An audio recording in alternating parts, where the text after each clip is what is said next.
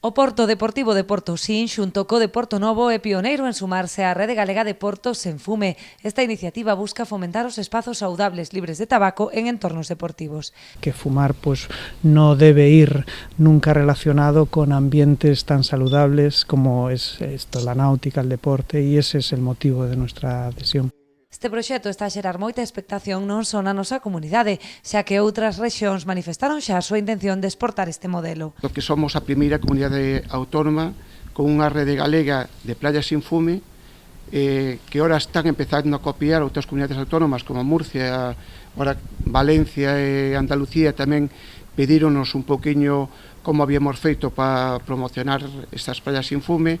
Este ano chegamos ca novidade de Porto sin fume, que para min, polo que eu sepa, non hai ninguna iniciativa deste conocida en todo o mundo. Esta iniciativa supón unha continuación da rede de praias sen fume posta en marcha en 2016 con grande éxito. Son en total das moitísimas praias que temos ao longo do noso concello, 6 praias, entre elas as urbanas de Portosín e Portosón son as que están adheridas a esta rede galega de praias sen fume, creando un pouco estes hábitos saludables que é o que pretende a campaña esta rede.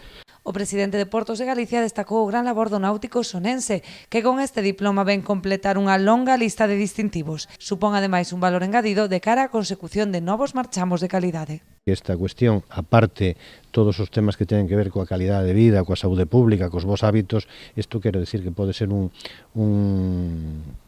aspecto importante a maiores, por exemplo, para as próximas convocatorias que xa están abertas de bandeiras azuis, ou pode ser tamén con outros distintivos de calidade, as CUS de turismo, ou tamén esa nova acreditación que estamos tratando de implantar en Galicia, que son as anclas de oro.